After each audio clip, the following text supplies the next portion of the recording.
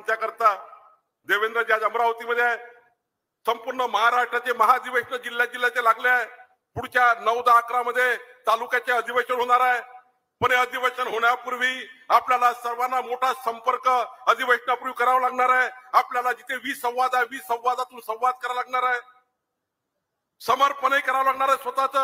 ही मी माझं मोठेपण सोडून समर्पणाची भावना सोडावी लागणार आहे.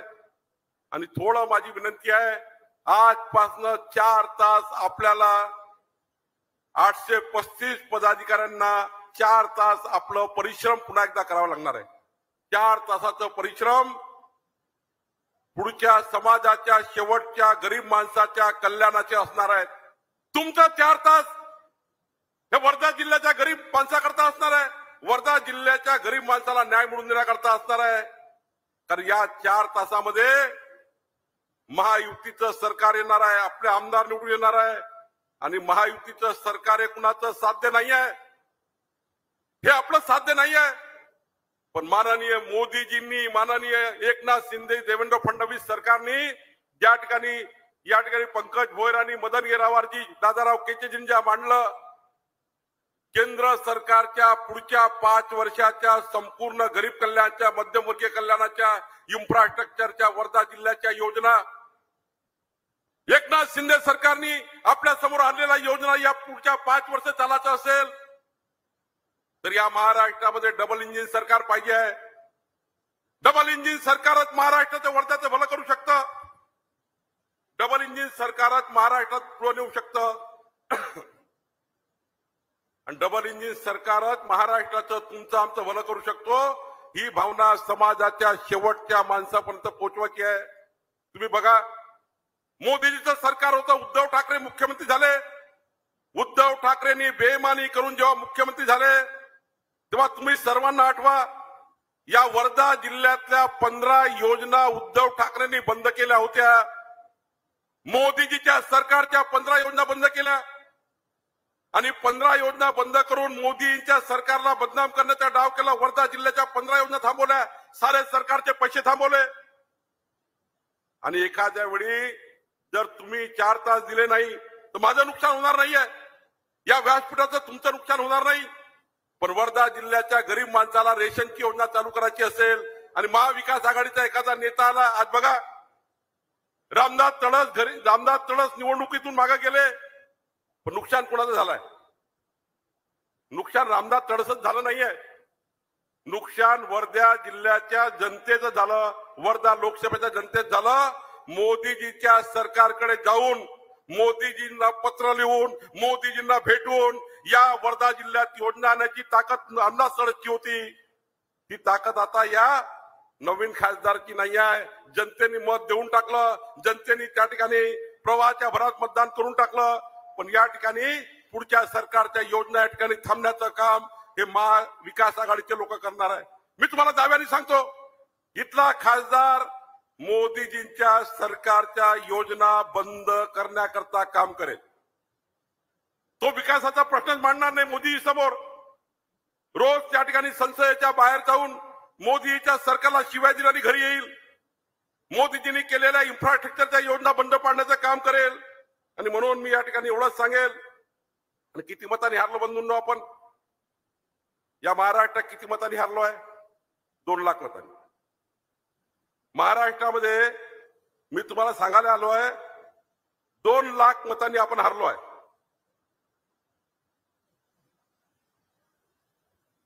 आपल्या 9 खासदार निवडून आले. आपले 9 खासदार निवडून आले.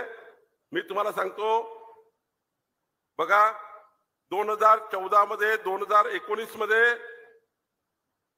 आपल्याला जे मतदान होतं त्यापैकी 3 लाख मतं जास्त मिळाले. 3 लाख मतं तुम्ही सर्वांनी जास्त घेतले महाराष्ट्रामध्ये. पण 23 वरनं 9 खासदार निवडून आले. भाजपाला 43.3% मतं मिळाले. शांतपणे आज आकडा ऐकून घ्या सर्व पदाधिकाऱ्यांनी. भाजपाला 43.3% मतं मिळाले आणि महाविकास आघाडीला, आपल्या विरोधकाला 43.9, फक्त 0.3% मतं जास्त मिळाले. 0.3% मतं. 2 लाख मताचा फरक आहे. संपूर्ण महाराष्ट्रात जर 2 लाख मतं घेतले असते तर भाजपा 20 खासदार निवडून आली असती. रामदास तळसजी सहित 20 खासदार भाजपाचे असते. एकनाथ शिंदे अजित पवार धरून 29 झाले असते. 29 होऊन या महाराष्ट्रातलं मोठं बहुमत मोदीजीला मिळालं असतं. आता बघा, तुम्ही थोडा विचार करा, हे मतं आपण मिळू शकलो असतो की नाही? मिळू शकलो असतो की नाही? अरे 2 लाख मतं मिळू शकलो असतो की नाही? अजूनही तुम्ही अटलजीची कविता तुमच्या मनात घेतली नाही. अरे आपण हरलो आहे का? अरे जोरात बोला ना. अरे मी चाललो होतो घरी. आपण हरलो आहे का? आपण शिकलो आहे निवडणुकीमध्ये. किती मतं कमी गेले? किती लोक मतं कमी गेले? बघा, धुळेमध्ये आपली सीट 5147 मतांनी हारली. किती मतांनी? एका बूथवर 2 मतं पाहिजे होते. किती? एका बूथवर 2 मतं भेटले असते, धुळे जिंकली असती. 2200 बूथ आहे. 2200 बूथवर 2 मतं. का 2 मतं आपण घेऊ शकलो नसतो? 2 मतं घेऊ शकलो असतो की नाही? अरे एका बूथवर 2 मतं घेऊ शकलो असतो की नाही? तुम्ही जरा माझ्याशी बोला. मी तुम्हाला भाषण द्यायला आलो आहे. मी तुमच्या मनातलं काढायला आलो आहे. तुमच्या मनात किती भीती आहे निवडणुकीची. 2 मतं घेतले असते तर धुळे जिंकली असती. आपले खासदार सुभाष भामरे पुन्हा खासदार झाले असते. पुढं पंकजाताईकडे गेलो. पंकजाताई मुंडे यांच्या मतदारसंघात 2140 बूथ आहे. पंकजाताई 6585 मतांनी हारल्या. किती मतांनी? अरे किती मतांनी हारल्या? किती मतं पाहिजे होते? किती मतं पाहिजे होते? अरे किती मतं पाहिजे होते? 3. पुढे उज्ज्वल निकम आले. उत्तर मुंबईमध्ये उज्ज्वल निकमचा पराभव झाला 16106 मतांनी. 2300 बूथवर 16600 मतांनी, 16106 मतांनी. किती मतं पाहिजे होते? किती? 4. मग पुढे गेलो, अमरावतीमध्ये आलो. नवनीत राणा हरल्या 19000 मतांनी. नवनीत राणा 2310 बूथवर 19000 मतांनी हरल्या. किती मतं पाहिजे होते? किती? 5. पुढे गेलो, अहमदनगरमध्ये आलो. सुजय विखे पाटील, राधाकृष्ण विखे पाटील यांचा पराभव 28000 मतांनी झाला. लोकसभेत 2214 बूथवर 28000 मतांनी पराभव झाला. किती मतं पाहिजे होते? किती? 7 मतं पाहिजे होते. मग पुढे गेलो, मिहीर कोटेचे हारले 29000 मतांनी. 8 मतं पाहिजे होते. भंडारा गोंदिया 35000 मतांनी हारलो. भंडारा गोंदियामध्ये 10 मतं पाहिजे होते. पुढे नांदेडमध्ये गेलो, 49000 मतांनी हारलो. तिथे 15 मतं पाहिजे होते. लातूरमध्ये सुधाकर शिंगारे 50000 मतांनी हारले. 15 मतं पाहिजे होते. भिवंडीमध्ये 52000 मतांनी हारलो. 15 मतं पाहिजे होते. वर्धा 80000 मतांनी हारलो. 20 मतं पाहिजे होते. किती मतं पाहिजे होते वर्धेला? मला तुम्ही खरं सांगा इमानदारी. 20 मतं तुम्ही घेऊ शकले नसते का? घेऊ शकले नसते का? अरे जोरात सांगा, घेऊ शकले असते का नाही? 20 मतं एका बूथवर घेतले असते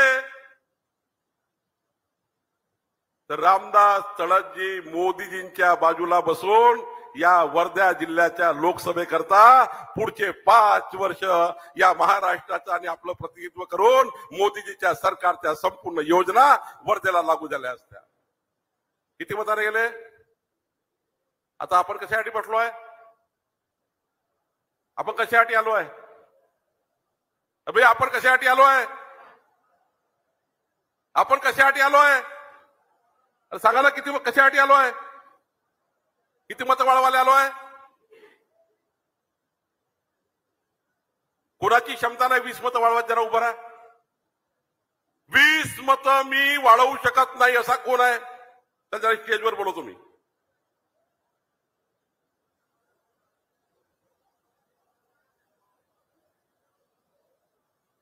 वरुण पाठक, तुम्ही आज कॅम्प लावला, मी येणार होतो म्हणून. तो कॅम्प पुढे चालू ठेवा, नाही तर मला दाखवा ना बस घरी चालले असं नको. आता पुन्हा चालवायचं आहे. किती मतं वाढवायचे आहे बहिणींनो? किती मतं? किती दिवस बाकी आहे? अरे सुमित वानखेडेंनी सांगितलं ना किती दिवस बाकी आहे मतदान नोंदणीला? 1 महिना. किती मतं? 1 महिना आणि 20 मतं. कुणाला जमणार नाही? अरे कुणाला जमणार नाही? कपाट जरा माईक चांगला ठेवत जा. मीटिंग चांगला माईक ठेवत जरा. एवढे त्याचा प्रदेशाकडनं पैसे मागवा.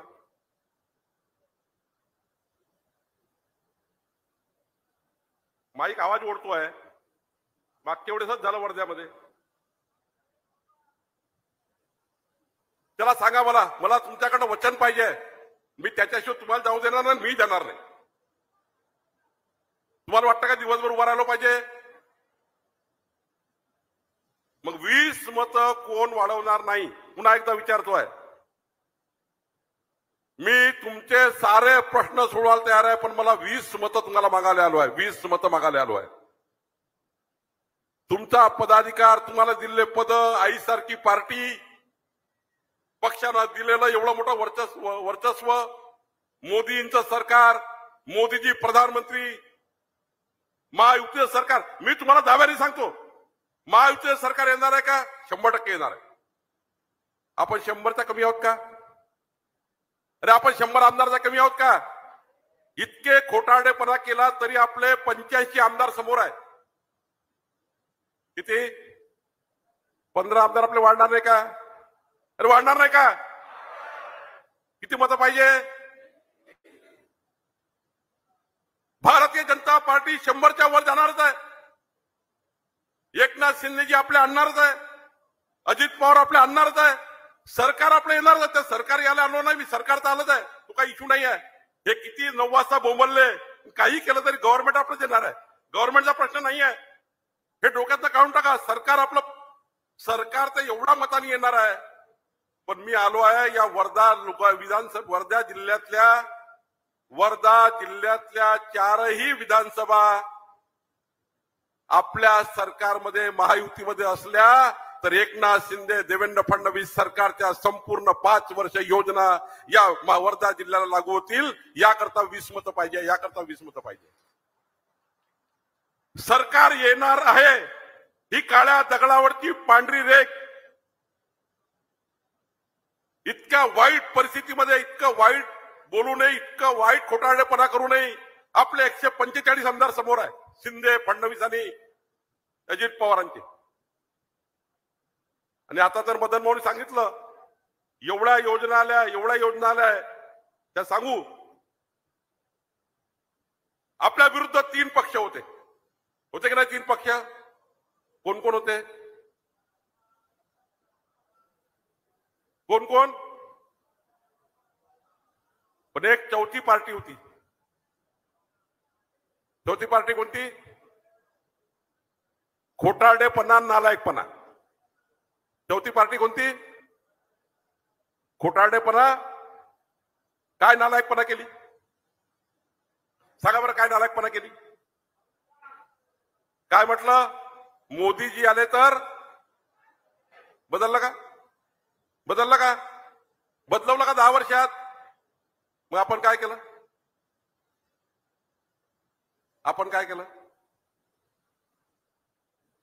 ठीक आहे, पण आता आपल्याला हे खोटारडेपणा करू शकतील का? आता या निवडणुकीत खोटारडेपणा करू शकतील का? मोदीजींनी संविधान हातात घेऊन पुन्हा 3ऱ्यांदा प्रधानमंत्री बनवून या देशाला संविधानासारखा देश मजबूत करण्याचा संकल्प मोदीजींनी केला. आता बोलू शकतील का? आता नालायकपणा करू शकतील का? दुसरं काय म्हटलं? आदिवासी बंधूंना सांगितलं मोदीजी तुमचं आरक्षण काढणार आहे. सांगितलं की नाही सांगितलं? आता सांगू का? आता सांगू शकतील का? आता सांगू शकतील का? मग तुम्ही काय कराल? अरे तुम्ही काय कराल?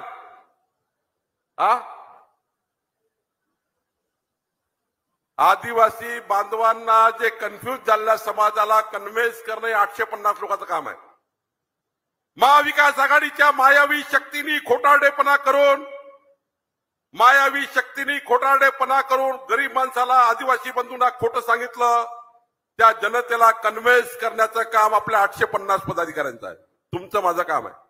कन्फ्यूज झालेल्या जनतेला कन्व्हेन्स करणारा लीडर असतो. लीडर आज ते 835 लीडर बसलेले आहे आणि म्हणून रोज 5 घरी जावं लागणार आहे. रोज 5 घरी जाऊन जो खोटी पार्टी उभी केली, खोटा पक्ष उभा केला नरेटिव्ह नावाचा, तो खोटा पक्ष दूर काढावा लागेल. आणि सर्वात शेवटचा आणि महत्वाचं सांगतो आहे, आमच्या महिला भगिनीला, मध्यमवर्गीय आर्थिक दुर्बल महिला भगिनींना सांगितलं होतं, आमचा खासदार अमर काळे निवडून द्या आणि 30 तारखेला खटाखट खटाखट खटाखट खटाखट काय करा. कोण बहिणी सांगाल? कोणी सांगाल? महिला आपली काय सांगितलं होतं? आले का? 30 तारखेला आले का?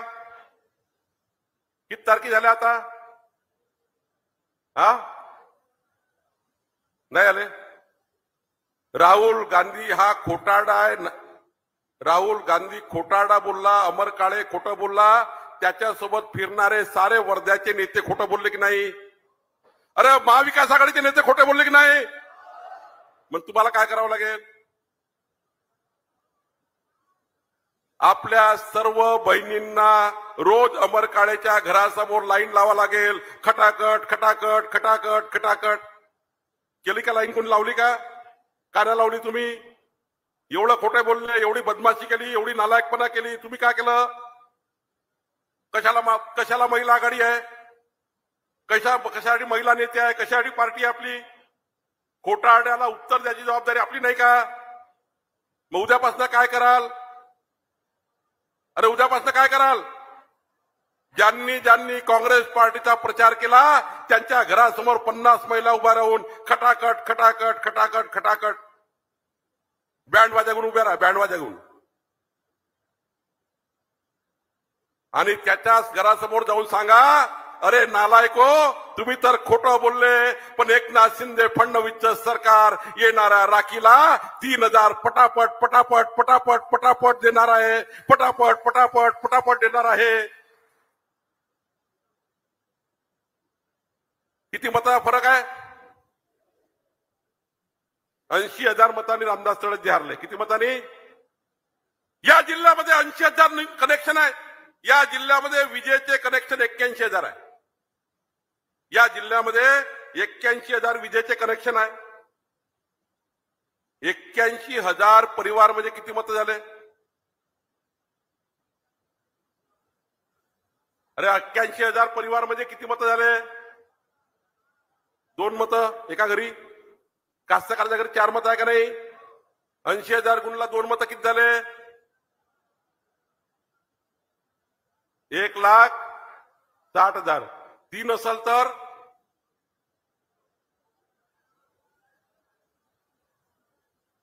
भाई जरा जोरात सांगा.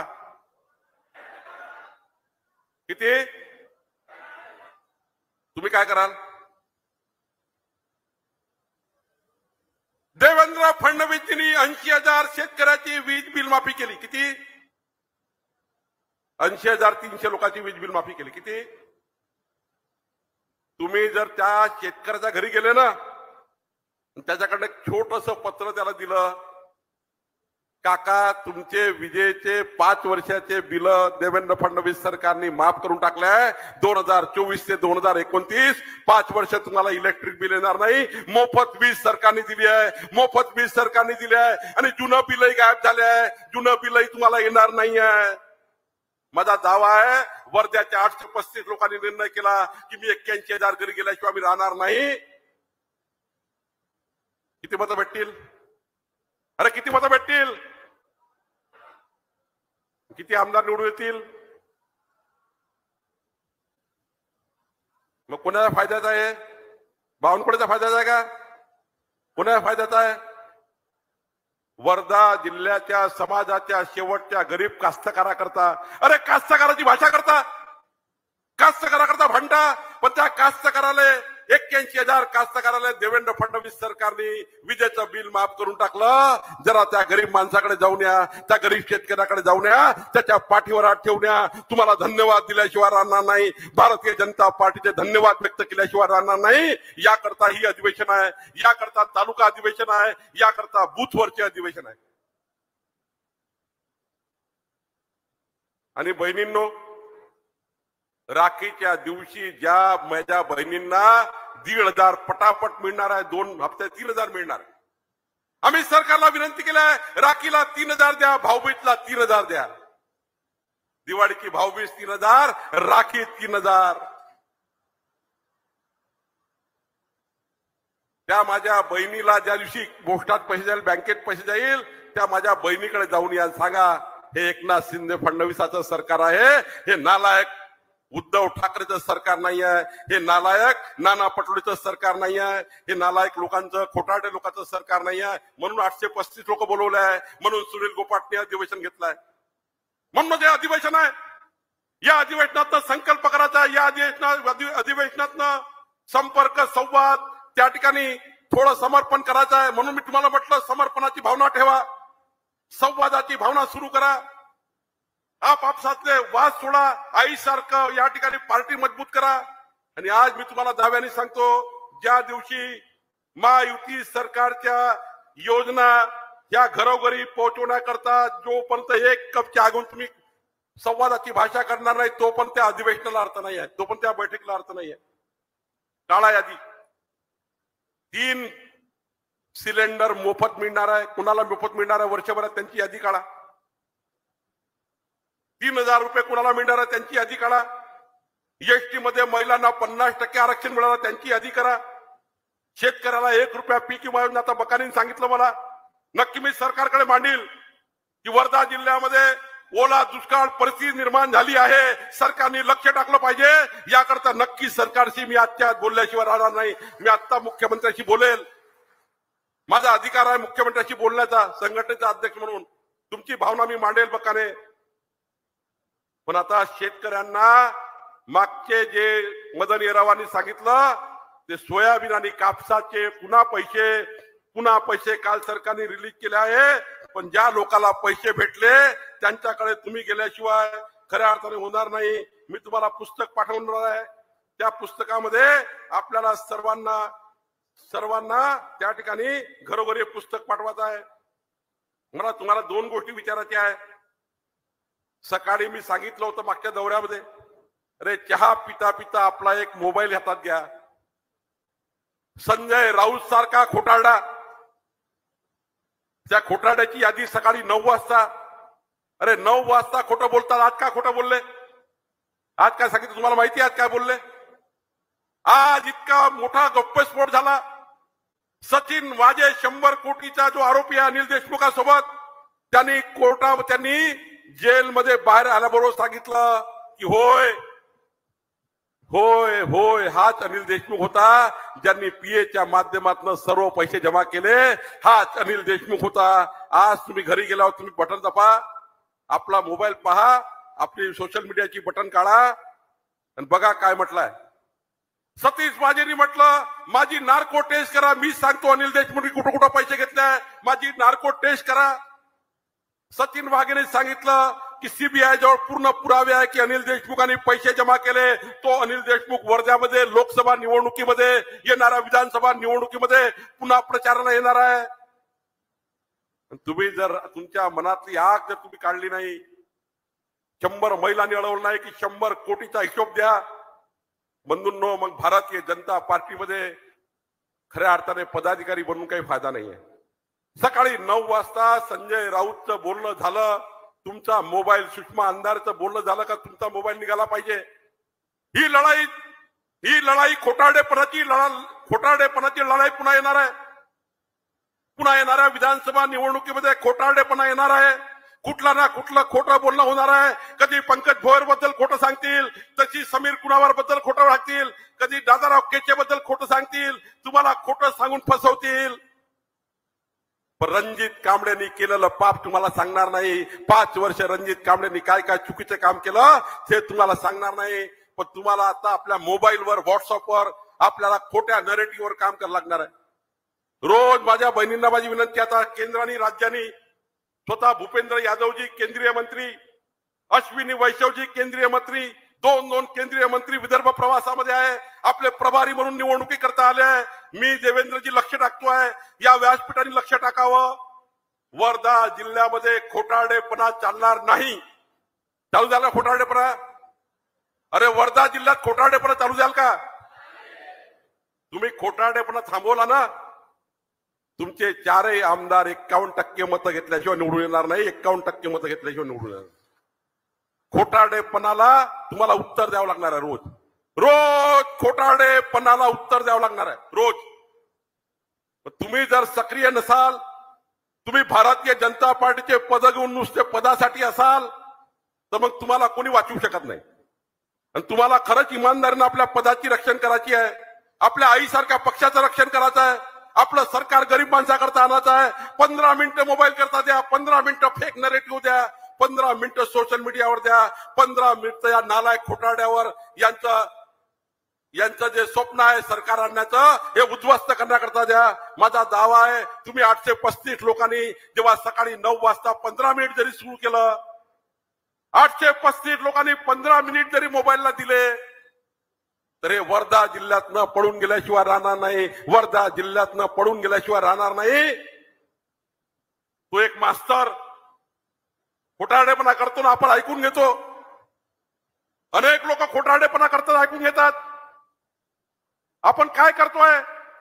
आपण मोदीजी बद्दल शिवाय ऐकतोय, देवेंद्रजी बद्दल ऐकतोय. ज्या देवेंद्रजीकडून कामाची अपेक्षा करतो, ज्या देवेंद्रजीकडनं वर्धा जिल्ह्याच्या विकासाची अपेक्षा करतो, ज्या सरकारकडनं ओला दुष्काळ जाहीर करण्याची अपेक्षा करतो, आणि त्या व्यक्तिमत्वाबद्दल आपण शिवाय ऐकून घेतो. काय झालं पार्टीला आपल्या? का सहन करतो आपण? कुणासाठी भीतो आपण? सरकार आपलं आहे, सरकार येणार आहे, मोदीचं सरकार आलंय. 2047 पर्यंत या देशामध्ये आपलं सरकार राहणार आहे. कितीपर्यंत? 2047 पर्यंत आपलं सरकार राहणार. तुम्ही काळजी करू नका. एखाद्या निवडणुकीमध्ये मी वारंवार सांगतो, अटलजींनी सांगितलं, आपण जिंकतो ना तर शिकतो आहे. केंद्रात राज्यात सारा शिकलो आपण, यांची बदमाशी शिकलो आहे. आता याच्यानंतर आपला पराभव होणे नाही आहे, याच्यानंतर जिंकणेच आपण करणार आहोत. आणि त्यामुळे इथनं गेल्यानंतर 15 मिनिट आपल्याला द्यायचे आहे. आणि सर्वात मी या ठिकाणी शेवटचं सांगेल, खरं तर आता परवा राहुल गांधींनी संसदेमध्ये, तुम्हाला बसा बघा काय परिस्थिती आहे. तुम्हाला का सहन होतं मला माहित नाही. वर्ध्याला मी वर्ध्याचा सोशल मीडिया कालच बघितला, महिन्याभराचा. मी सर्व 875 लोकांचे अकाउंट चेक करून आलो. काल मी दिवसभर तुमच्या सोशल मीडियावर वर्ध्यावर बसलो होतो. वर्धाचा सोशल मीडिया किती भाजपाचा कमजोर झालाय याचं उदाहरण बघा. काँग्रेसनी आपल्याला देशाच्या हिंदूंना हिंदू आतंकवाद म्हटलं, राहुल गांधींनी. तुम्हाला मान्य आहे का वर्धेला? अरे मान्य आहे का सांगा? हिंदू आतंकवाद तुम्हाला मान्य आहे का? आतंकवादी आपण आहोत का? वर्ध्याचे हिंदू समाज आतंकवादी आहेत का? पण नाही केलं काही तुम्ही. जेव्हा राहुल गांधी हिंदू आतंकवाद म्हटलं तेव्हा आपण काही नाही केलं. 1 महिन्यापूर्वी बोलला राहुल गांधी, काही नाही केलं कोणी. फक्त आपण दुपट्टे टाकतो, आपल्या घरात आलो, अधिवेशनाला आलो, चाललो घरी. हिंदू आतंकवाद म्हटलाय राहुल गांधींनी म्हटलं. विचारलं का नाही अमोल काळेला रस्त्यावर अडवून? त्यांच्या खासदाराला रस्त्यावर का नाही अडवलं तुम्ही? त्यांच्या खासदाराला रस्त्यावर अडवून का नाही विचारलं हिंदू आतंकवाद म्हणजे काय? वर्ध्याचे हिंदू आतंकवादी आहेत. काय झालं आपल्या लोकांना? कशा करता पार्टीचं काम करतोय आपण? कशा करता पार्टीचा दुपट्टा घालतोय आपण? कशा करता अध्यक्ष उपाध्यक्ष झालोय आपण? अहो हा इतके नालायक आहे काँग्रेसवाल्यांनी काल असं म्हटलं, शिवप्रेमींना दहशतवादी म्हटलं. छत्रपती शिवाजी महाराजांवर श्रद्धा ठेवणारा हा दहशतवादी आहे. तुम्हाला मान्य आहे का हे? अरे भाई, तुम्हाला मान्य आहे का दहशतवादी म्हणणं? शिवप्रेमीला दहशतवादी म्हणणं मान्य आहे का? विशालगडाचं अतिक्रमण मान्य आहे का तुम्हाला? प्रतापगडावरचं अतिक्रमण मान्य आहे का तुम्हाला? काय करतोय आपण वर्ध्यामध्ये?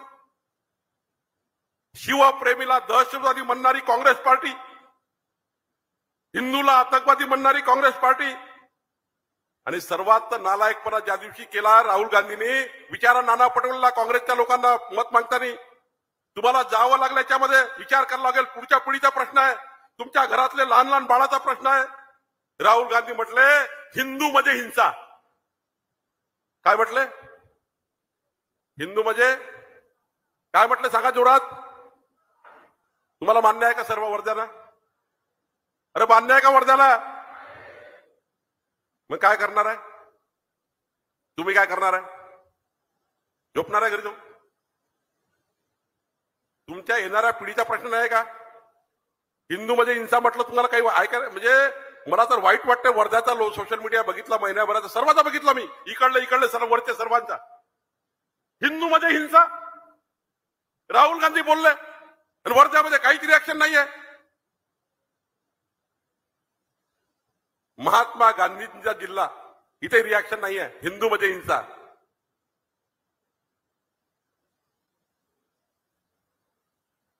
बंधूंनो, आपल्या देशाचा इतिहास आहे, जेव्हा जेव्हा हिंदू दुर्बल झाला तेव्हा तेव्हा देश गुलाम झाला. झाला का नाही झाला? इतिहास बघितला ना तुम्ही? अरे इतिहास कुणाकडे चाललाय? पुन्हा इतिहास कुणाकडे चाललाय?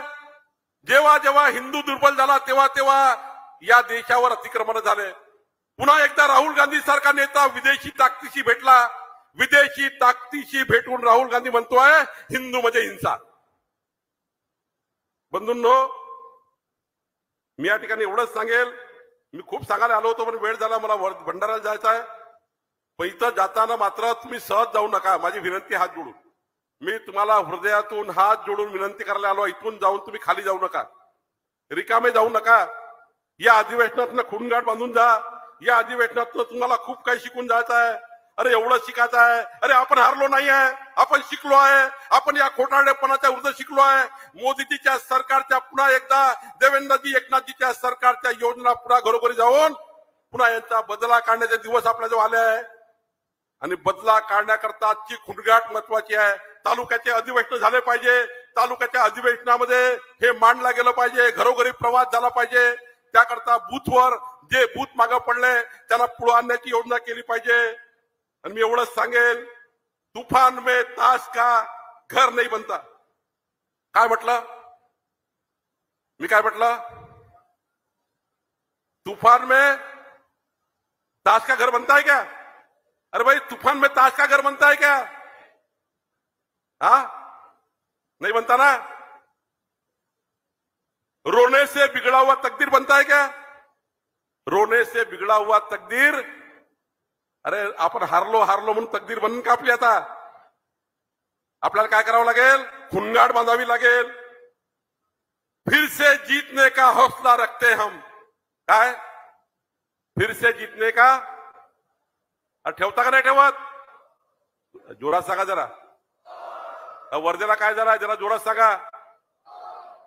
फिर से जीतने का हौसला रखते हैं कि नहीं? दोन्ही हात वर करून सांगा बरं जरा.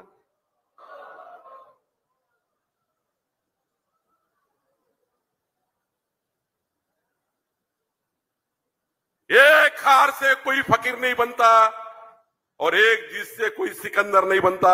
एक जीत से कोई सिकंदर नहीं बनता. एक जीत से कोई सिकंदर नहीं बनता. आणि महाविकास आघाडीला एक जीत भेटली आहे, ते काही सिकंदर नाही. पुन्हा एकदा आपण या ठिकाणी तयारी करून जा आणि प्रचंड ताकदीने चारही आमदार पुन्हा एकदा या महाराष्ट्राच्या विधिमंडळात आपण पाठवा. पुन्हा एकदा महायुतीचं सरकार आणा आणि महाविकास आघाडीला परास्त करा. एवढीच विनंती करतो. धन्यवाद.